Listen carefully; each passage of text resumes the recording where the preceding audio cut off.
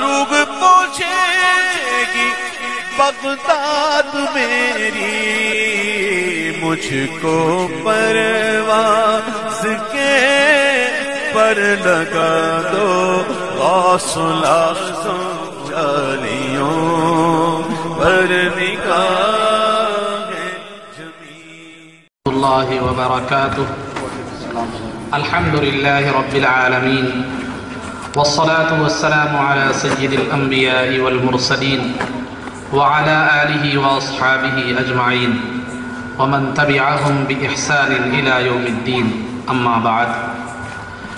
قال اللہ تبارک وتعالی فی القرآن المجید والفرقان الحمید، اعوذ باللہ من الشیطان الرجیم، بسم اللہ الرحمن الرحیم، ولا تتبعان سبیل الذین لا يعلمون، صدق اللہ العظیم۔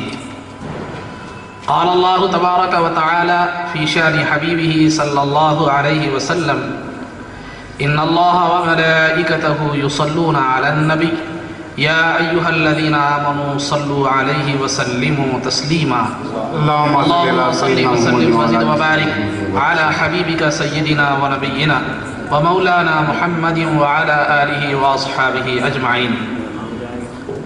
عزیزان محترم، جیسا کہ آپ حضرات بخوبی واقف ہیں کہ آج کے اس مبارک و مسعود جلسے کا جو عنوان ہے وہ جلسہ عظمت مصطفیٰ صلی اللہ علیہ وسلم و فیضان اولیاء و فیضان غوث اعظم دستگیر رضی اللہ تعالیٰ۔ تو چونکہ مولانا حمید الدین شرفی صاحب قبلہ حیدرآباد سے تشریف لا چکے ہیں، انشاءاللہ کچھ ہی لمحوں میں حضرت جو ہے جلسہ گاہ میں تشریف لائیں گے اور عظمت مصطفیٰ صلی اللہ علیہ وسلم پر آپ کا بصیرت افروز خطاب آپ کو سماعت فرمانا ہے۔ چونکہ جو ہے یہ وقت جو ہے نا کم ہے، مولانا کو بھی جلد جانا ہے، کیونکہ پروگرام تو 9 ساڑھے 9 سے تھا، لیکن یہ ہماری جو ہے کیا کہہ سکتے ہیں محرومی سمجھیے یا ہماری بد نصیبی سمجھیے کہ ہم نے جو ہے جو میچ ہے کرکٹ میچ کو اس تذکرہ سیدنا غوث اعظم دستگیر رضی اللہ تعالیٰ عنہ پر ترجیح دی، اور اس کا دیکھنا اس جلسے میں حاضر ہونے سے زیادہ بہتر سمجھا اور اس کو ترجیح دی۔ یہ ہماری بد نصیبی اور کم نصیبی ہے۔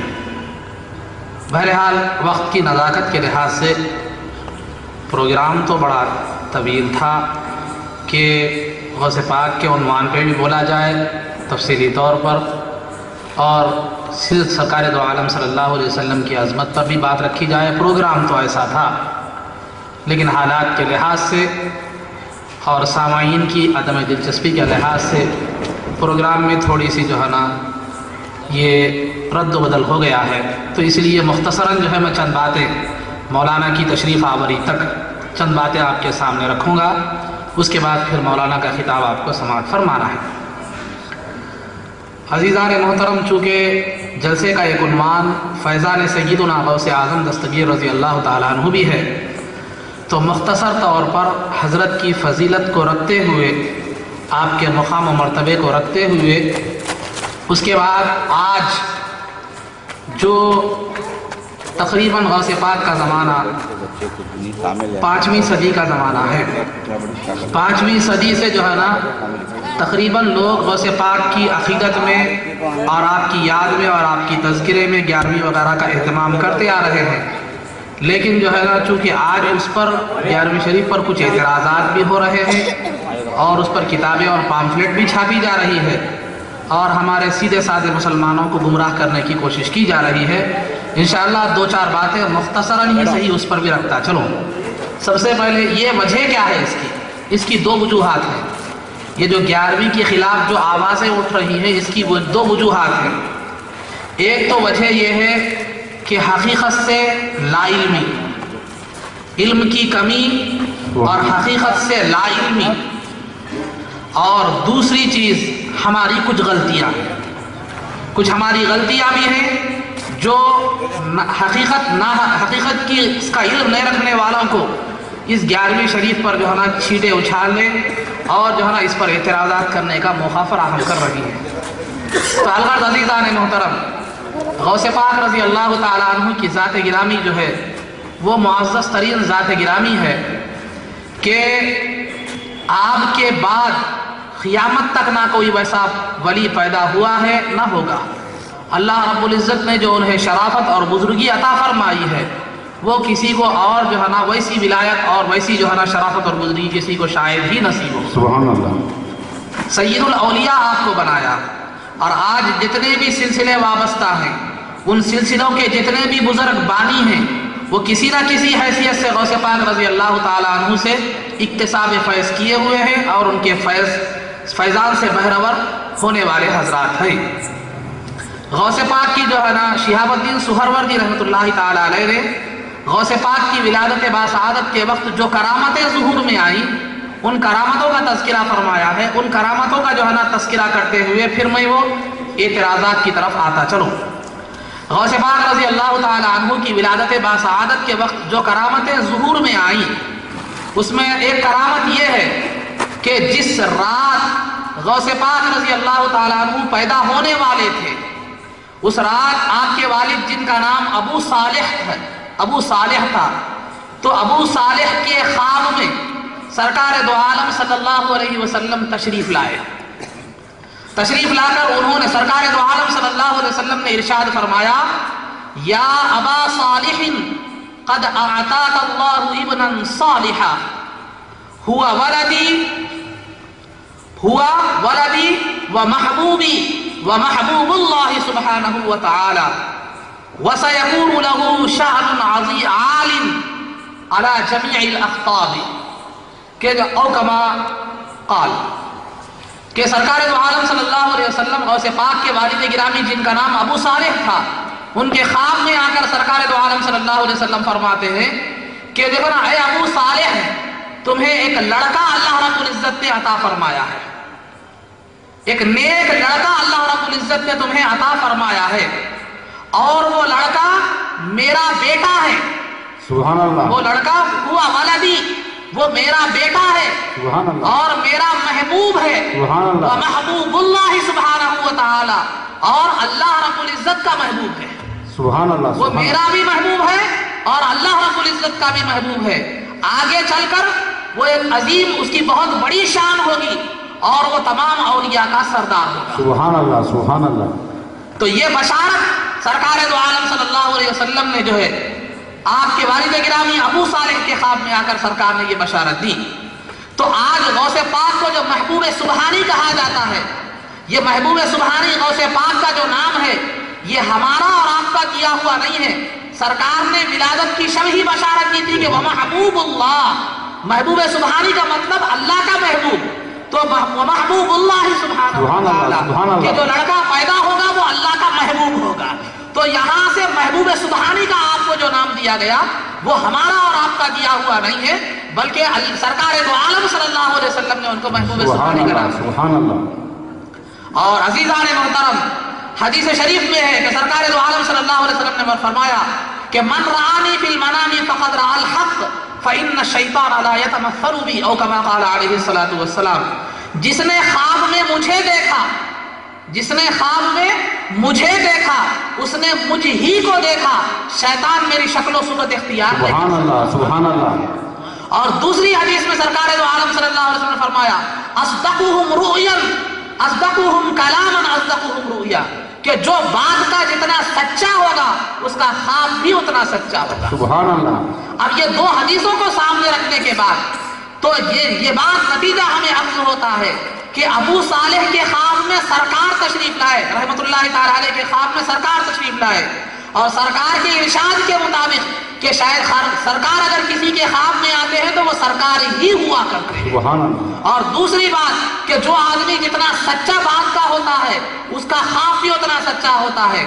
ابو صالح رحمت اللہ تعالی علیہ تو اللہ کے ایک جلیل القدر ولی تھے، ان کی سچائی کے بارے میں ہم کیا شک کر سکتے ہیں؟ تو لہٰذا اس حیثیت سے بھی دیکھا جائے، ایک تو سرکار کی ذات کے حساب سے دیکھا جائے تو بھی وہ خواب سچا ہے، ابو صالح کی شخصیت کی طرف سے بھی دیکھا جائے تو بھی وہ خواب بالکل سچا ہے، تو پھر سرکار نے جو بشارت دی وہ بھی بالکل سچی ہے اور منو ہم کر پوری ہو کر رہی۔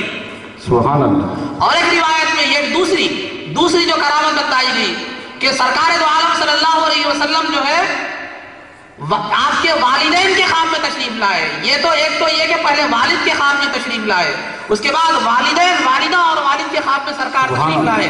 سرکار تشریف لا کر جو ہے نا کہے کہ یہ جو بچہ پیدا ہوگا وہ تمام اولیاء کا سلطان ہوگا، بادشاہ ہوگا، اور جو اس کا مخالف ہوگا وہ بددین اور گمراہ ہوگا۔ سبحان اللہ۔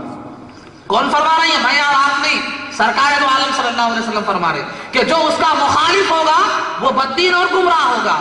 تو یہاں اب سوچنے کی ضرورت ہے کہ غوث پاک کا مخالف جو ہے وہ بددین اور گمراہ ہوگا، یہ سرکار نے فرما دیا، میں نے اور آپ نے نہیں۔ سرکار نے جب جس کے تعلق سے فرما دیا کہ جو غوث پاک کی مخالفت کرنے والا ہے وہ بددین اور گمراہ ہے، تو پھر اس کی گمراہی کے بارے میں کوئی شک کی گنجائش ہمیں باقی نہیں رہی۔ اور تیسری کرامت جو آپ کی ولادت باسعادت کے پاس وقت جو ہے نا پیش آئی، آپ کو معلوم ہے، سیرت کا مطالعہ اگر آپ کریں گے تو یہ بات آپ کو معلوم ہوگی کہ جب سرکار دو عالم صلی اللہ علیہ وسلم کو جو ہے نا جب پیدا ہوئے تو اللہ رب العزت نے آپ کے قلب کے دل جو ہے دل کے مقابلے میں پیچھے پیٹھ کی طرف دل کے بالکل اپوزٹ میں ایک مہر لگا دی تھی جس کو مہر نبوت کہتے ہیں۔ سبحان اللہ۔ جس کو مہر نبوت کہتے ہیں، وہ مہر نبوت ایک چھوٹے کبوتر کے انڈے کی طرح ایک جو ہے نا گوشت کا ٹکڑا تھا، اس پر لا الہ الا اللہ محمد رسول اللہ لکھا ہوا تھا، بال اس پر کچھ بال تھے۔ تو عزیزان محترم، یہ مہر نبوت تھی جو اس بات کی دلیل تھی کہ یہ آپ صلی اللہ علیہ وسلم خاتم النبیین ہیں اور اللہ کے آخری نبی ہیں۔ تو اللہ نے اپنے محبوب کی نبوت کی تصدیق کے لیے حبیب پاک صلی اللہ علیہ وسلم کے قلب کے مقابلے میں پیچھے جو ہے نا مہر نبوت لگا دیا، جو آپ کی نبوت اور خاتم النبیین ہونے کی اور آپ کے نبی ہونے کی جو ہے نا سند تھی اللہ رب العزت کی طرف سے۔ تو اللہ نے اپنے حبیب کے جو ہے نا کی نبوت کی تصدیق کرتے ہوئے مہر نبوت لگائی، تو حبیب پاک صلی اللہ علیہ وسلم نے غوث پاک کی ولایت کی تصدیق کرتے ہوئے آپ نے اپنا قدم مبارک کا نشان غوث پاک پر لگا دیا۔ غوث پاک جب پیدا ہوئے تو غوث پاک کی پیٹھ پر جو ہے نا سرکار دو عالم صلی اللہ علیہ وسلم کا قدم مبارک تھا، جو اس بات کی واضح دلیل تھی کہ جس طرح اللہ نے سرکار کی نبوت کی تصدیق فرمائی ہے، اسی طرح سرکار دو عالم صلی اللہ علیہ وسلم نے اللہ رب العزت جو ہے نا غوث پاک کے ولی ہونے کی تصدیق فرما دی اور سند عطا فرما دی۔ مہمان مقرر حضرت علامہ مولانا حمید بن شریف صاحب علامت ضلع تشریف لا رہے ہیں، ان کا نعروں سے استقبال کیجیے۔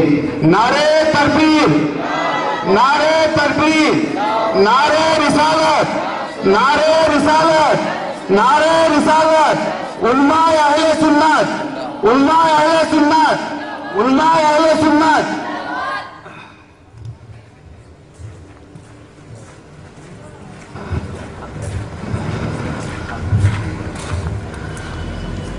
تو عزیزان محترم، مولانا جو ہے تشریف لا چکے ہیں، میں زیادہ کچھ وقت لیے بغیر اور ایک دو باتیں میں آپ کے سامنے رکھتا چلوں کہ اللہ رب العزت نے جس طرح حبیب پاک صلی اللہ علیہ وسلم کے قلب مبارک کے بالکل پیچھے اپوزٹ میں مہر نبوت لگا کر یہ اعلان فرمایا کہ یہ نبی آخر الزماں ہے اور میرے محبوب ترین نبی ہیں، تو اسی طرح سرکار دو عالم صلی اللہ علیہ وسلم نے جو ہے نا غوث پاک رضی اللہ تعالیٰ عنہ کے پیٹھ پر اپنا قدم مبارک کا نشان لگا کر بتلا دیا کہ ان کی ولایت کی تصدیق میں کرنے والا ہوں اور ان کی ولایت کی سند میں عطا کرنے والا ہوں۔ سبحان اللہ، سبحان اللہ۔ اور جو ہے چوتھی جو بات جو ہے جو کرامت سرکار دو عالم غوث پاک رضی اللہ تعالیٰ عنہ کی ولادت کے وقت پیش آئی وہ یہ تھی کہ غوث پاک جو ہے جس شب غوث پاک رضی اللہ تعالیٰ عنہ پیدا ہوئے تو اس شب اللہ رب العزت نے غوث پاک کی ولادت کے فیضان کے طفیل میں غوث پاک کی ولادت کے فیضان کے طفیل میں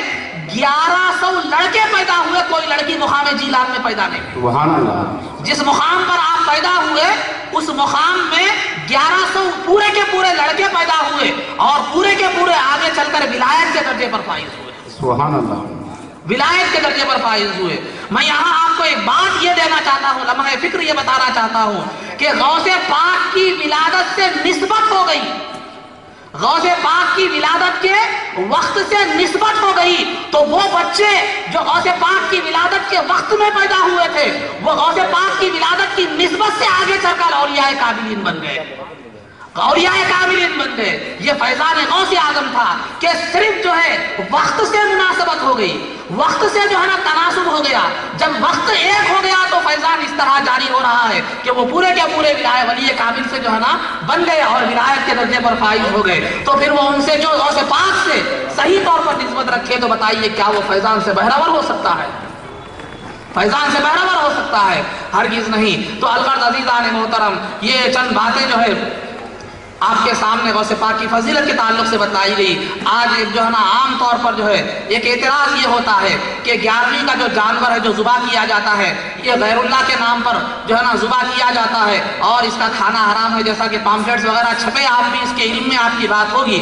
عزیزان محترم، یہ مومنین کے تعلق سے ایک بدگمانی ہے، یہ مومنین کے تعلق سے ایک بدگمانی ہے۔ سرکار دو عالم صلی اللہ علیہ وسلم نے فرمایا ظن المؤمنین خیرا، مومنین کے ساتھ اچھا گمان رکھو۔ میں آپ سے سوال کرتا ہوں کہ آپ لوگوں نے جو ہے پہلے تو یہ میں بتاتا چلوں کہ جو جانور اللہ کے نام پہ ذبح کیسے ہوتا ہے، غیر اللہ کے نام پر ذبح کیسے ہوتا ہے، اس کی وضاحت میں آپ کے سامنے رکھتا چلوں کہ قرآن کریم میں اللہ تعالیٰ نے فرمایا فَكُلُوا مِمَّا ذُكِرَ اسْمُ اللَّهِ عَلَيْهِ، کہ جس جانور پر ذبح کے وقت اللہ کا نام لیا جائے تو اس کو کھاؤ۔ وَلَا تَأْكُلُوا مِمَّا لَمْ يُذْكَرِ اسْمُ اللَّهِ عَلَيْهِ، اور جس جانور پر ذبح کے وقت اللہ کا نام نہ لیا جائے اس کو مت کھاؤ۔ تو یہاں معیار قرآن نے بتلا دیا کہ جس جانور پر ذبح کے وقت اللہ کا نام لیا جائے تو وہ حلال ہے، اس کا کھانا جائز ہے، اور جس جانور پر ذبح کے وقت اللہ کا نام نہ لیا جائے، جیسا کہ کفار و مشرکین کیا کرتے تھے زمانہ جاہلیت میں کہ جب وہ جانور ذبح کرتے تو بسم اللہ والعزہ کہہ کر ذبح کرتے تھے، کہ لات اور عزہ دو ان کے بت تھے، ان بتوں کے نام سے کیا کرتے تھے وہ ذبح کرتے تھے۔ تو لہذا ذبح کے وقت اگر اللہ کا نام نہ لیا جائے، اللہ کے علاوہ کسی اور کا نام لیا جائے تو وہ جانور حرام ہے اور وہ غیر اللہ کے نام پر ذبح ہونے والا سمجھا جائے گا اور اس کا کھانا بھی درست نہیں ہے۔ جب یہ وضاحت آپ کے سامنے آ گئی تو میں آپ سے یہ سوال کرتا ہوں کہ ہم میں کئی لوگ ایسے ہیں جو 11ویں شریف کیا کرتے ہیں، تو میں آپ سے بتلا پوچھتا چلوں کہ کیا ہم جو 11ویں شریف کا جو جانور ذبح کرتے ہیں، یا آپ ہو یا کوئی اور ہو جو 11ویں شریف کا جو جانور ذبح کرتے ہیں، میرا ان سے سوال ہے کہ 11ویں شریف کا جانور ذبح کرتے وقت آپ یا غوث پاک کے نام سے ذبح کرتے ہیں یا بسم اللہ اللہ اکبر کہہ کر ذبح کرتے ہیں؟ میں سمجھتا ہوں کہ 99.99 مسلمان جو کتنا بھی جاہل کیوں نہ ہو، وہ 11ویں کرنے والے 99% مسلمانوں میں سے کوئی بھی مسلمان جو ہے نا غوث پاک کے نام سے نہیں کاٹتا بلکہ بسم اللہ اللہ اکبر کہہ کر ہی کاٹتا ہے۔ اس کی نیت اگرچہ کہ غوث پاک کے ایصال ثواب کی ہوتی ہے۔ تو قرآن کہہ رہا ہے کہ جس پر اللہ کا نام لیا جائے تو وہ کھانا بالکل حلال ہے، جس پر اللہ کا نام لیا جائے تو اس کا کھانا حلال ہے۔ فَكُلُوا مِمَّا ذُكِرَ اسْمُ اللَّهِ عَلَيْهِ، جس پر اللہ کا نام ذکر کیا جائے اس کا کھانا حلال ہے۔ تو اگر آپ جب 11ویں کے بکرے پر اللہ کا نام لے کر ذبح کرتے ہیں تو اللہ کہہ رہا ہے، قرآن کہہ رہا ہے وہ حلال ہے، لیکن آج کا مولوی کہہ رہا ہے کہ وہ حرام ہے۔ اب اندازہ لگائیے مزاج قرآن میں اور آج کے مولوی میں کتنا فرق ہے۔ قرآن تو کہتا ہے اللہ کے نام سے ذبح کر لیے تو حلال ہے، کلو کھا سکتے ہو، تم کھا سکتے ہو، اور جو ہے نا اگر اللہ کا نام نہیں لیے ذبح کے وقت تو تم نہیں کھا سکتے۔ تو ہر مسلمان خواہ وہ 11ویں شریف کرے کسی بھی عنوان سے بکرا جب کاٹتا ہے تو بسم اللہ واللہ اکبر کہہ کر ہی کاٹتا ہے، اللہ کا نام لے کر ہی کاٹتا ہے۔ اور یہ کہنا مسلمانوں کے تعلق سے کہ یہ غیر اللہ کے نام پر ذبح کرتے ہیں، یہ غوث پاک کا نام لے کر ذبح کرتے ہیں، یہ مومنوں کے تعلق سے بدگمانی ہے، اور سرکار نے مومنوں کے تعلق سے اچھا گمان رکھنے کا حکم دیا ہے۔ یہ بلا تحقیق الزام ہے ہم پر، جو 11ویں کرنے والے ہیں ان پر بغیر کسی تحقیق کے الزام ہے۔ اگر آپ سروے کرنا چاہتے ہیں تو کر لیجئے کہ جتنے بھی مسلمان 11ویں کرتے ہیں آپ ان سے پوچھ لیجئے کہ بھائی آپ نے جو بکرا ذبح کیا ہے کیا غوث پاک کے نام پر ذبح کیا ہے یا اللہ کے نام پر ذبح کیا ہے؟ یہ تو ہم بھی کہتے ہیں کہ غوث پاک کے نام پر اگر بکرا ذبح کر دیا جائے، یہاں تک کہ حضور کا نام لے کر بھی ذبح کر دیا جائے تو وہ بکرا حلال نہیں ہے، اللہ کا نام لے کر ذبح کرے تو حلال ہے۔ تو یہ ناسمجھی کی وجہ سے، جہالت کی وجہ سے، نادانی کی وجہ سے یا سطحی نظر ہونے کی وجہ سے جو ہے نا ان کا جو ہے مومنین پر غلط الزام لگا دیے، اور یہ الزام لگائے کہ یہ دو غیر اللہ کے نام پر ذبح کرتے ہیں اور جو ہے نا اس کا کھانا حرام ہے، جیسے کہ کفار و مشرکین بتوں کے نام پر ذبح کرتے تھے۔ مسلمانوں کو لا کر کفار و مشرکین کے برابر کھڑا دیا گیا۔ تو عزیزان محترم، یہ بالکل جو ہے نا غلط ہے، یہ کوئی بھی مسلمان ایسا نہیں کرتا ہے۔ اور دوسری بات جو غوث پاک رضی اللہ تعالیٰ عنہ کے تعلق سے بتائی جاتی ہے کہ جو ہے کہ ایاک نعبد و ایاک نستعین، قرآن کریم میں اللہ تعالیٰ فرما رہا ہے کہ ہم تیری ہی عبادت کرتے ہیں اور تجھ ہی سے مدد طلب کرتے ہیں، تیری ہی عبادت کرتے ہیں، تجھ ہی سے مدد طلب کرتے ہیں۔ یہ قرآن کی یہ آیت ہے۔ اور سرکار دو عالم صلی اللہ علیہ وسلم کی ایک حدیث بھی وہ پامفلیٹ میں بیان کی گئی کہ انما یستغاث ولا یستغاث بی انما یستغاث باللہ، کہ مجھ سے مدد نہیں طلب کی جائے گی، صرف اللہ رب العزت سے مدد طلب کی جائے گی۔ یہ قرآن کریم کی ایک آیت، سرکار کا قول، پھر تیسرا غوث پاک کا ارشاد بھی اس کے اندر ذکر کیا گیا ہے کہ غوث پاک نے فرمایا کہ صرف اللہ رب العزت سے مدد طلب کرو۔ یہ تین ارشادات کو رکھ کر یہ کہا گیا ہے کہ جو ہے نا المدد یا غوث کہنا یا المدد یا علی کہنا اور اس طرح بزرگوں کو جو ہے نا مدد کے لیے پکارنا، ان سے مدد طلب کرنا، یہ ناجائز اور حرام ہے، جیسا کہ قرآن میں ہے، حدیث میں ہے، پھر غوث پاک کا خود قول ہے۔ یہ اس طرح جو ہے نا باور کر دیا گیا۔ تو عزیزان محترم، یقیناً جو ہے نا قرآن اپنی جگہ صحیح ہے، حدیث اپنی جگہ صحیح ہے، غوث پاک کا قول اپنی جگہ صحیح ہے۔ غلط ہے تو ہماری سمجھ غلط ہے، غلط ہے تو ہماری فکر غلط ہے۔ آپ کوئی بھی مستند تفسیر اٹھا کر دیکھیے، اس میں ایاک نعبد و ایاک نستعین، ہم تیری ہی عبادت کرتے ہیں اور تجھ ہی سے مدد طلب کرتے ہیں، یہ قرآن کی آیت کا مطلب ضرور ہے، لیکن اس کا مطلب یہ نہیں ہے کہ ہر معاملے میں اللہ رب العزت کیا ہے دوسروں سے مدد طلب کرنا بالکل جائز ہی نہیں ہے، مخلوق میں سے کسی سے مدد مانگنا بالکل جائز ہی نہیں ہے۔ اس کا مطلب کسی مفسر نے ایسا بیان نہیں فرمایا، کسی مفسر نے ایسا بیان نہیں فرمایا۔ مثال کے طور پر آپ کو بتاتا چلوں، مثال کے طور پر آپ بیمار ہو گئے تو آپ کیا کریں گے؟ کیا مسجد میں جا کر اللہ سے دعا کرتے ہیں یا کسی کلینک یا ڈاکٹر سے رجوع ہوتے ہیں؟ اگر آپ بیمار ہو گئے تو بیماری کی شفایابی کے لیے جو ہے نا آپ کیا کرتے ہیں؟ ڈاکٹر سے رجوع ہوتے ہیں۔ اور اگر آپ کا کسی سے کوئی آپ پر ظلم کرے تو ظلم کو دور کرنے کے لیے پولیس کی مدد آپ لیتے ہیں۔ اگر آپ کو مال و دولت کی ضرورت پیش آئے تو کسی مالدار کے پاس جا کر اس کے پاس سے مالی مدد مانگتے ہیں۔ اور اگر آپ کو کسی مسئلے کی ضرورت پیش آئے تو کسی عالم دین کے پاس جا کر جو ہے نا اس سے علمی مدد مانگتے ہیں۔ تو الغرض اللہ نے دنیا میں نظام ایسا پیدا فرما دیا ہے کہ ہر آدمی جو ہے نا کسی نہ کسی سے مدد مانگتا ہے۔ جو مدد مانگنے کا قائل ہے وہ بھی مانگتا ہے، جو مدد مانگنے کا قائل نہیں ہے وہ بھی مانگتا ہے۔ جو اللہ سے مدد مانگنے کا دعویٰ کر رہا ہے، جو صرف اللہ سے مدد مانگنے کا دعویٰ کر رہا ہے، میں اس سے پوچھتا ہوں کہ اگر اس کے گھر میں اچانک کسی کو ہارٹ اٹیک آ جائے تو کیا وہ مریض کو لے کر مسجد کو جائے گا یا دواخانے کو جائے گا؟ مسجد کو جائے گا یا دواخانے کو جائے گا؟ اس کے ایمان کا حساب دیکھیں۔ مسجد میں جا کر اللہ سے مدد کیوں نہیں مانگتا؟ ڈاکٹر اور دواخانے سے کیوں مدد مانگتا ہے؟ تو معلوم یہ ہوا کہ انسان اپنی زندگی میں ہر اوقات، تمام اوقات میں جو ہے نا مختلف عنوانات کے لحاظ سے مدد مانگتا ہے۔ اس میں جو ہے نا شریعت بھی اس کو جو ہے نا ناجائز نہیں کہتی، ناجائز نہیں کہتی۔ آئیے قرآن کریم میں خود اللہ تعالیٰ فرماتا ہے وَلَوْ أَنَّهُمْ إِذْ ظَلَمُوا أَنفُسَهُمْ جَاءُوكَ فَاسْتَغْفَرُوا اللَّهَ وَاسْتَغْفَرَ لَهُمُ الرَّسُولُ، کہ دیکھو اگر تم اپنی جانوں پر ظلم کرو، گناہ کر بیٹھو، اپنے آپ پر ظلم کر بیٹھو، تو اللہ کی رسول کی بارگاہ میں آؤ، اللہ کے رسول کی بارگاہ میں آؤ اور ان کی بارگاہ میں آ کر اللہ رب العزت سے مغفرت طلب کرو، اللہ رب العزت سے مغفرت طلب کرو۔ اتنا ہی نہیں، پھر اللہ رب العزت کی بارگاہ میں رسول تمہاری شفاعت کرے، تمہاری سفارش کرے، تو اللہ رب العزت کو تم توبہ قبول کرنے والا اور رحم کرنے والا پاؤ گے۔ تو عزیزان محترم، اللہ رب العزت تو فرماتا ہے کہ اجیب دعوت الداعی اذا دعان، کہ وَإِذَا سَأَلَكَ عِبَادِي عَنِّي فَإِنِّي قَرِيبٌ، کہ جب بندے میرے بارے میں تم سے پوچھے آئے حبیب تو کہہ دو کہ میں بالکل ان سے قریب ہوں۔ اور ایک آیت میں اللہ تعالیٰ فرماتا ہے نحن اقرب الیہ من حبل الورید، کہ ہم ان کی شہرک سے زیادہ قریب ہیں۔ اجیب دعوت الداعی اذا دعان، جب پکارنے والا مجھ کو پکارتا ہے تو میں اس کی پکار کو سنتا ہوں۔ جب اللہ رب العزت ہر ایک کی پکار کو سنتا ہے تو پھر گناہوں کی بخشش کے لیے سرکار کی بارگاہ میں آنے کا حکم کیوں دیا جائے؟ سبحان اللہ، سرکار کی بارگاہ میں آنے کا حکم کیوں دیا جا رہا ہے؟ تو معلوم یہ ہوا کہ یہاں دنیا دارالاسباب ہے، یہاں ہر چیز سبب اور ذریعے سے ہوا کرتی ہے، یہاں مخلوق سے مدد مانگنا غلط نہیں ہے۔ قرآن کریم میں خود اللہ تعالیٰ فرماتا ہے یا ایھا الذین آمنوا استعینوا بالصبر والصلاۃ، اور ایک مقام پر فرماتا ہے واستعینوا بالصبر والصلاۃ، نماز اور صبر سے مدد طلب کرو۔ تو نماز بھی بندے کا فعل ہے اور صبر بھی بندے کا فعل ہے۔ جو بندے کا فعل ہو وہ خدا نہیں ہو سکتا، جو خدا نہیں ہوتا وہ غیر اللہ ہے۔ تو پھر یہ غیر اللہ سے مدد مانگنے کا خود قرآن حکم دے رہا ہے، غیر اللہ سے مدد مانگنے کا خود قرآن جو ہے حکم دے رہا ہے۔ وہ غیر اللہ کا ہے، نماز ہے اور جو ہے نا صبر ہے، یہ بندے کا عمل ہے، بندے کا عمل خدا تو نہیں ہو سکتا، خدا کا غیر ہی ہے، غیر اللہ ہے۔ تو لہٰذا نماز اور صبر سے مدد مانگنے کا اللہ جب حکم دے رہا ہے تو اس سے یہ بات واضح طور پر معلوم ہوئی کہ غیر اللہ سے مدد مانگنا درست ہے۔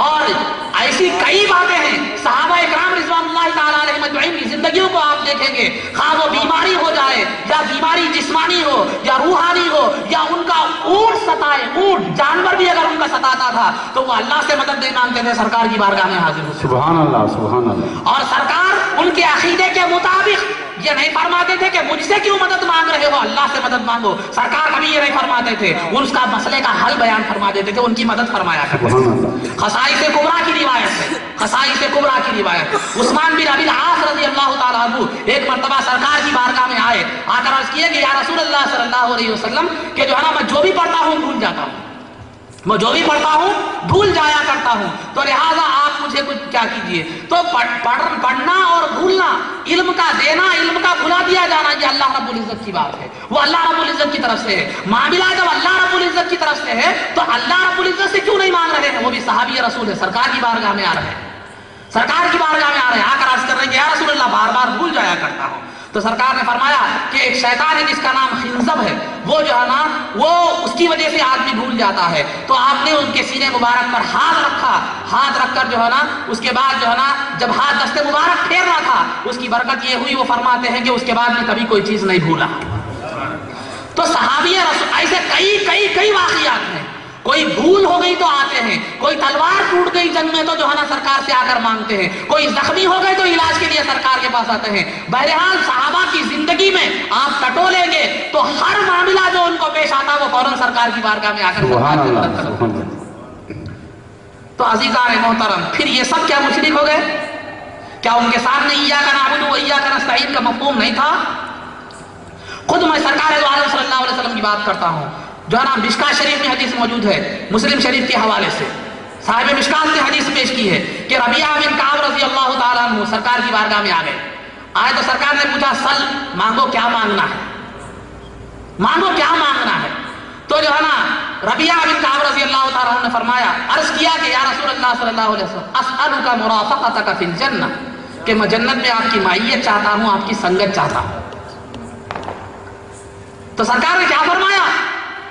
جنت میں ساتھ مانگ رہے ہیں وہ، تو جنت تو آخرت کا معاملہ ہے، جنت تو آخرت کا معاملہ ہے۔ سرکار نے یہ نہیں فرمایا کہ میاں جنت مجھ سے کیوں مانگ رہے ہو، اللہ سے مانگو جنت، یہ نہیں فرمایا، بلکہ سرکار کیا فرما رہے ہیں؟ سرکار ان سے مدد مانگ رہے ہیں، کیا بول رہے ہیں؟ فَأَعِنِّي بِكَثْرَةِ السُّجُودِ، کہ دیکھو تم جنت میں میرا ساتھ چاہتے ہو تو کثرت سجود سے، عبادت کی کثرت سے میری مدد کرو، میری مدد کرو۔ جنت کا مطالبہ صحابی رسول کر رہے ہیں اور سرکار صحابی رسول سے کہہ رہے ہیں کہ تم میری مدد کرو، عبادت اور ریاضت کر کے جنت میں داخلہ دلوانے کے لیے میری مدد کیا کرو۔ تو سرکار اللہ رب العزت سے مدد نہیں طلب کر رہے ہیں، صحابی رسول سے مدد کر رہے ہیں۔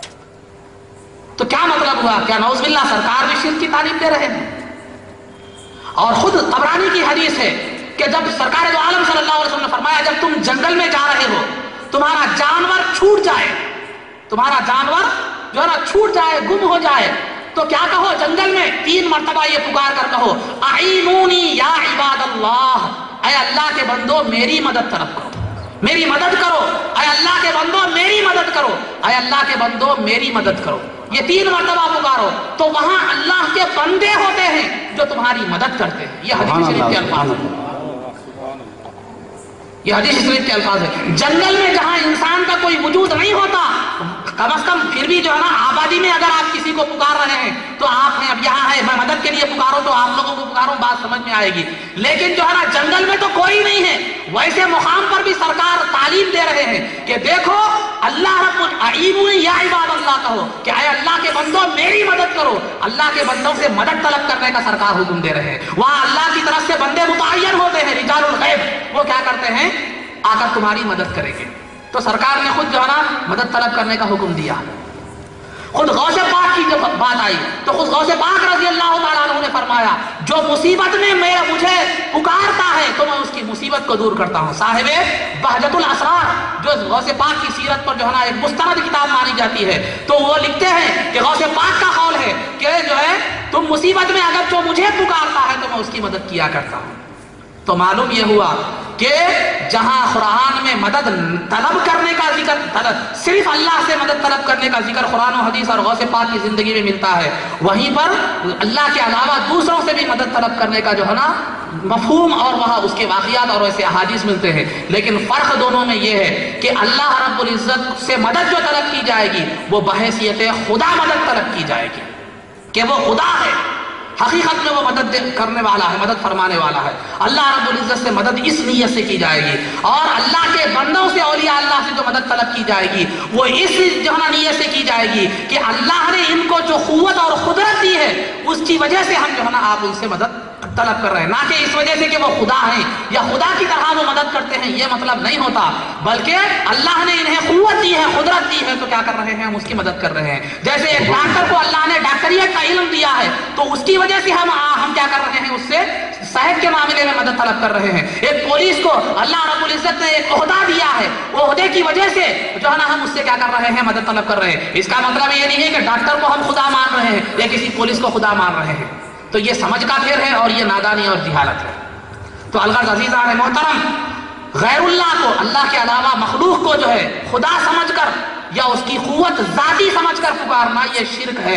नहीं, उसकी क़ुव्वत खुदा की अता करता है ये समझकर पुकारना ये कोई शिर्क की बात नहीं है, ये कोई शिर्क की बात नहीं है। और जो है ना आखिरी बात में एक दो बातें रखते हुए अपनी गुफ्तगू को समेट लेता हूँ कि बहकाने का अंदाज देखिए।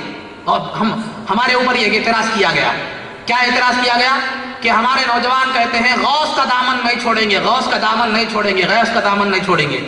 आप गौस कह रहे हैं, गुस्ताखी कर रहे हैं गौस की शान में, ना उससे पहले इमाम लगाए ना उससे बाद में रहमतुल्लाह अलैह बोल रहे, बाद में रहमतुल्लाह अलैह भी नहीं बोल रहे, पहले इमाम भी नहीं बोल रहे। गौस का दामन गौस गौस कहकर पुकार रहे हैं, लिहाजा तुम गौसे पाक के जो है ना जहां मोहब्बत का दम भरते हो वहां उनकी गुस्ताखी कर रहे हैं, ये इल्जाम हम पर लगाया गया है। उनको रहमतुल्लाह अलैह कहना था या इमाम कहना था, उनको उनके लक़ब से पुकारना था, लक़ब से हटाकर तुम पुकार रहे हो, लिहाजा गुस्ताखी कर रहे हो, ये हम पर इल्जाम है। अज़ीज़ान मोहतरम, मैं आपसे पूछता हूँ, सवाल करता हूँ कि सरकार दो आलम सल्लल्लाहु अलैहि वसल्लम को जब पुकारा जाता है तो जब सरकार का नाम आता है तो उसके साथ सल्लल्लाहु अलैहि वसल्लम कहा जाता है, जब सहाबी रसूल का नाम आता है तो रहमतुल्लाहि ताला अलैह कहा जाता है, और जब जो है किसी वली का जिक्र सहाबी का जिक्र आता है तो रज़ी अल्लाह ताला अन्हु कहा जाता है, जब किसी वली का जिक्र आता है तो रहमतुल्लाहि अलैह कहा जाता है। तो जिस तरह सरकार के, सहाबा के और वली के कुछ जो है ना ताज़ीमी अल्फाज हैं, उसी तरह जो है ना अल्लाह रब्बुल इज़्ज़त के लिए भी ताज़ीमी अल्फाज हैं। अल्लाह जल्ला जलालुहु है या अल्लाह अज़्ज़ा वजल है। तो हम जब दुआ करते हैं, मैं आपसे पूछता हूँ, दिन में आप 5 वक्त नमाज में दुआ करते हैं तो क्या कहकर बोलते हैं? ऐ अल्लाह मुझे फुला चीज दे दे, ऐ अल्लाह मुझे रिज़्क़ दे दे, ऐ अल्लाह मुझे खैर व बरकत अता फरमा दे। तो फिर जब हम अल्लाह रब्बुल इज़्ज़त का जब नाम ले रहे हैं, उसको पुकार रहे हैं, तो ना उसको अजी से पुकार रहे हैं और ना उसका अज़्ज़ा वजल लक़ब देकर पुकार रहे हैं। हम ना उसको अज़्ज़ा वजल कह रहे हैं और ना अजी से, बल्कि अरे तुरे से अल्लाह रब्बुल इज़्ज़त को पुकार रहे हैं। हम भी पुकार रहे हैं, वो भी पुकार रहा है, तो फिर क्या हम अल्लाह के गुस्ताख करार पाए? नहीं। तो मतलब यह है कि नाम पुकारना ये इंतहाई वालिहाना अंदाज में जब जो है बंदा चला जाता है, किसी की मोहब्बत में वालिहाना अकीदत में चला जाता है, तो फिर जो है ना इस किस्म के अल्फाज जो निकलते हैं, तो गौस का जो लफ्ज हम बगैर रहमतुल्लाहि ताला अलैह के जो जिक्र करते हैं, ये बेअदबी मकसूद नहीं होती, बल्कि हद दर्जे मोहब्बत का इजहार, अकीदत का इजहार, एक कैफियत का इजहार होता है। جیسے اللہ رب العزت کو ارے توڑے کہتے ہیں، اور عز و جل یا اس کے جو القابات ہیں، وہ شایان شان جو القابات ہیں انہیں پکارتے ہیں، اے اللہ مجھے فلاں چیز دے دے، اے اللہ مجھے فلاں چیز دے دے. یہ ہماری انتہائی لگاؤ اور حد درجے محبت کی علامت ہے. اور ایک جو ہے نا، ایک بیتکا جو سوال کیا گیا کہ جو ہے ایک بیتکا جو سوال ہے کہ غوث کا دامن نہیں چھوڑیں گے، قیامت کے دن بھی ہم غوث کا دامن نہیں چھوڑیں گے، یہ نعرے لگائے جاتے ہیں. قیامت کے دن بھی غوث کا دامن نہیں چھوڑیں گے. وہ قیامت کے دن جو ہے نا کسی کا دامن ہی نہیں ہوگا، تم کہاں سے غوث کا دامن پکڑیں گے؟ یہ سوال ہم پر ہو رہا ہے. قیامت کے دن کسی کا دامن ہی نہیں ہوگا تو تم غوث کا دامن کہاں سے پکڑو گے؟ میں سمجھتا ہوں کہ یہ مصنف کتاب لکھنے والے کو اردو سے واقفیت بھی نہیں ہے، اردو سے بھی واقفیت نہیں. کیوں؟ اس لیے کہ دامن پکڑنے کا مطلب غوث پاک اس دن کرتا پہنے ہوئے ہوں گے، ہم جا کے ان کا دامن پکڑیں گے، یہ مطلب نہیں ہے. اگر غوث پاک کا دامن واقعی پکڑنا مطلوب ہوتا تو کروڑوں ان کے مرید ہے، دامن کہاں کافی ہو جائے گا. تو دامن کا مطلب اردو میں ایک انداز ہے، یعنی تم نے اپنے دامن کو داغدار کر دیا، یعنی مطلب تم نے ایسی حرکت کی جس کی وجہ سے تم بدنام ہو گئے، دامن کو داغدار کر دیا. میں اگر کسی آپ سے کہوں کہ کسی عورت کے بارے میں ہم کہیں کہ یہ عورت بڑی پاک دامن ہے، پاک دامن ہے، تو پاک دامن عورت کو کب کہتے ہیں؟ کیا اس کا دامن سب دھلا ہوا اچھی طرح پاک و صاف استری کیا ہوا رہا تو اس کو عورت کو کہتے ہیں پاک دامن.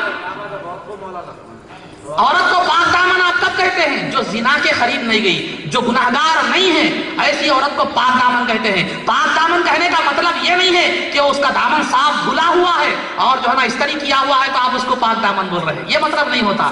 اردو کا بولنے کا انداز ہے، بولنے کا انداز ہے. ہم غوث کا دامن نہیں چھوڑیں گے کا مطلب یہ نہیں ہے کہ ہم غوث کا دامن جو کرتے کا دامن ہے وہ پکڑیں گے، یہ مطلب نہیں ہے. غوث سے نسبت اور تعلق کو ہم ترک نہیں کریں گے، یہ مطلب ہے. غوث سے نسبت اور تعلق کو ہم نہیں چھوڑیں گے، یہ مطلب ہوا کرتا ہے. یہ اردو سے بھی نابلدی کی علامت ہے، جو اردو کو بھی نہیں سمجھ سکے. تو الغرض عزیزان محترم، ایسے کئی جو ہے اعتراضات کیے گئے اور کیے جا رہے ہیں، لیکن میں آپ کو آخری میں بات میری ختم پر رکھ رہا ہوں. میں آخری میں آپ کو ایک قرآن کی آیت اور ایک حدیث مبارکہ سے آپ کو ایک جو ہے نا لمحے فکر دینا چاہتا ہوں. اگر آپ اس بات کو، میری بات نہیں ہے، قرآن و حدیث کی بات کو اگر زندگی میں تھامے رہیں گے تو انشاءاللہ گمراہ نہیں ہوں گے. اور اگر اس کو ترک کر دیں گے، آج کل جتنے بھی مسلمان گمراہ ہو رہے ہیں وہ اسی وجہ سے ہو رہے ہیں کہ جو ہے نا قرآن کریم میں موسیٰ اور ہارون علیہ السلام کو اللہ رب العزت فرماتا ہے، یہ نصیحت کرتے ہوئے فرماتا ہے وَلَا تَتَّبِعَانِ سَبِيلَ الَّذِينَ لَا يَعْلَمُونَ. جاہلوں کے راستے کی اتباع مت کرنا، جاہلوں کے راستے کی اتباع مت. کس کو بول رہا اللہ تعالیٰ؟ موسیٰ اور ہارون علیہ السلام کو، جلیل القدر انبیاء. تو جاہلوں کے راستے کی اتباع مت کرنا. اور حدیث شریف میں سرکار دو عالم صلی اللہ علیہ وسلم نے فرمایا کہ کیوں نہیں کرنا جاہلوں کے راستے کی اتباع، اس کی تھوڑی بہت وضاحت حدیث میں کر دی گئی. بخاری شریف کی حدیث ہے کہ اللہ سرکار دو عالم صلی اللہ علیہ وسلم نے فرمایا کہ ان اللہ لا يقبض العلم انتزاعا ينتزعه من العباد ولكن يقبض العلم بقبض العلماء، ولكن يقبض العلم بقبض العلماء. اتخذ الناس رؤوسا جهالا فظلوا واضلوا کے الفاظ ہیں، او کما رویا کہ سرکار دو عالم صلی اللہ علیہ وسلم نے فرمایا کہ اللہ رب العزت قیامت کے قریب جو ہے نا علم کو لوگوں سے چھین کر نہیں اٹھا لیتا. علم کو جو اللہ رب العزت قیامت کے دن اٹھا لیتا ہے ان کے دلوں سے چھین کر نہیں، جیسا ہم کوئی چیز آپ کے پاس سے لینا رہا تو چھین کے لے لیتے، ایسا چھین کر نہیں اٹھا لیتا بلکہ علماء کو اٹھا لیتا ہے، علماء کو اٹھا لیتا ہے. تو نتیجہ کیا ہوتا ہے؟ تو لوگ جو ہے نا جاہلوں کی اتباع کرنے لگتے ہیں، جاہلوں کو اپنا سردار اور اپنا پیشوا بنا لیتے ہیں. تو جاہل کیا کرتے ہیں؟ یفتون بغیر علم، وہ بغیر علم کے فتوے دیا کرتے ہیں. تو نتیجہ کیا ہوتا ہے؟ قد ضلوا، وہ فتوا دینے والا مفتی بھی گمراہ ہو جاتا ہے، جو اس کا فتوے پر عمل کرتا ہے وہ بھی گمراہ ہو جاتا ہے. ضلوا واضلوا، خود بھی گمراہ ہو جاتے ہیں اور دوسروں کو بھی گمراہ کرتے ہیں.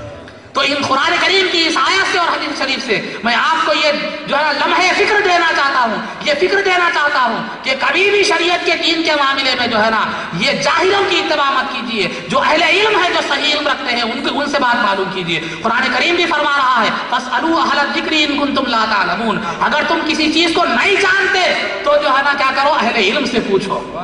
الرحمن فاسأل به خبیرا، رحمان کے بارے میں، اللہ رب العزت کے بارے میں حقیقت میں عرفان ہے، عرفان خداوندی اگر تم جاننا چاہتے ہو، حاصل کرنا چاہتے ہو، فاسأل به خبیرا، جو اس کی خبر رکھنے والا ہے اس کی جو ہے نا اس سے پوچھو۔ بے خبروں سے پوچھو گے تو کیا معلوم ہوگا؟ جن کو علم کیا چیز ہے نہیں معلوم، علم کے عین سے جو واقف نہیں ہے، جو ہے نا رحمان کے رے سے واقف نہیں ہے، وہ تمہیں شریعت کی شین سے واقف نہیں ہے، تو پھر وہ تمہیں کیا راستہ دکھائیں گے، کیا ہدایت پر لگائیں گے؟ سبحان اللہ، سبحان اللہ۔ تو عزیزان محترم ایک بات یاد رکھیے، میں آپ سے پوچھتا ہوں، اگر آپ کوئی زمین اگر خریدنے جائیں تو کیا کرتے ہیں؟ ڈاکٹر سے جا کے پوچھتے ہیں؟ ڈاکٹر سے جا کے پوچھتے ہیں؟ نہیں، رجسٹری آفس میں جاتے ہیں کہ دیکھتے ہیں وہ زمین کی کیفیت، رجسٹریشن ہے اس کا یا نہیں ہے، کیا کہیں جو ہے نا انلیگل ہے یا لیگل ہے، یا اس پر کوئی دوسرے کا تو حق نہیں ہے، یا کوئی اس کے اندر لیٹیگیشن تو نہیں ہے۔ تو زمین کی بات آئی تو رجسٹریشن آفس کو جاتے ہیں، بیماری کی بات آئی تو ڈاکٹر سے مشورہ کرتے ہیں، قانونی بات آئی تو وکیل سے مشورہ کرتے ہیں۔ تو جب ہم زندگی کے ہر معاملے میں اس کے ماہر سے مشورہ کرتے ہیں تو یہ زندگی ختم ہونے والی ہے، فنا ہونے والی ہے، ہمارے اس دنیا کا فائدہ مختصر ہے، متاع الدنیا قلیل والآخرۃ خیر وابقیٰ، کہ دنیا کا ساز و سامان اور اس کا فائدہ مختصر ہے، ختم ہونے والا ہے، اور آخرت ہمیشہ باقی رہنے والی چیز ہے۔ جب یہ ختم ہونے والے فائدے کے تعلق سے ہم تحقیق کرتے ہیں، پوچھتے ہیں، جانتے ہیں، وہ علم رکھنے والے ماہر سے معلوم کر کے آگے قدم اٹھاتے ہیں، تو پھر کیا دین کے معاملے میں ہم ایسا کیوں کرتے ہیں کہ جو چاہے بول دیا، اس کی بات سن لیے، جس کی چاہے بات مان لیے؟ تو مطلب یہ ہوا کہ ظاہر سی بات یہ ہے کہ ہمارے پاس دنیا کی اہمیت ہے لیکن دین کی اہمیت نہیں ہے۔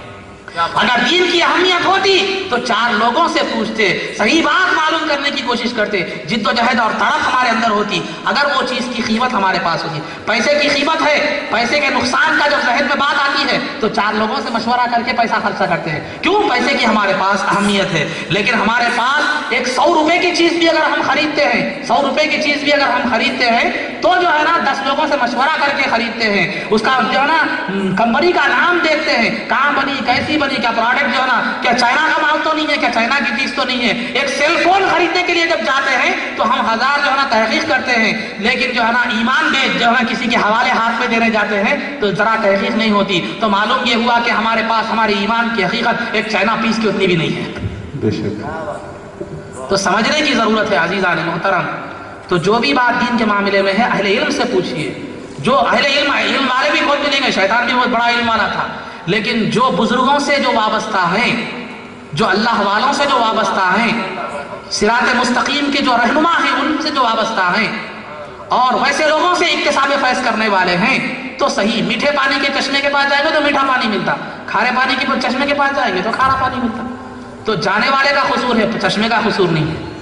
تو الغرض عزیزان محترم، یہ چند گزارشات تھی، یہ باتیں تھی کہ جو ہے نا اپنے دین اور شریعت کے معاملے میں جو ہے آپ جو ہے کسی اور کی اتباع، جہلا کی اتباع مت کیجئے، بلکہ اہل علم کی بارگاہ میں رجوع ہوئیے اور ان سے سوال کیجئے، اور صحیح بات معلوم کرنے تک جو ہے نا اپنے عقیدے کو خراب مت کیجئے، اپنی فکر اور اپنے خیال کو خراب مت کیجئے۔ یہ چند گزارشات تھی جو آپ کے سامنے رکھی گئی۔ میں سمجھتا ہوں کہ میں نے بہت زیادہ وقت لے لیا، میں معافی کا خواستگار ہوں مولانا سے کہ جو ہے میں نے زیادہ جو ہے نا لے لیا۔ تو آخر میں اللہ تعالیٰ سے دعا ہے کہ پروردگارہ جو کچھ بھی کہا گیا اس پر عمل کی توفیق رفیق عطا فرما، ہمیں حق کہنے، حق سننے اور حق پر عمل کرنے کی توفیق رفیق عطا فرما، عزت و عافیت کی زندگی دے اور ایمان پر ہمارا خاتمہ فرما۔ وآخر دعوانا الحمدللہ۔ فدا تم پہ دونوں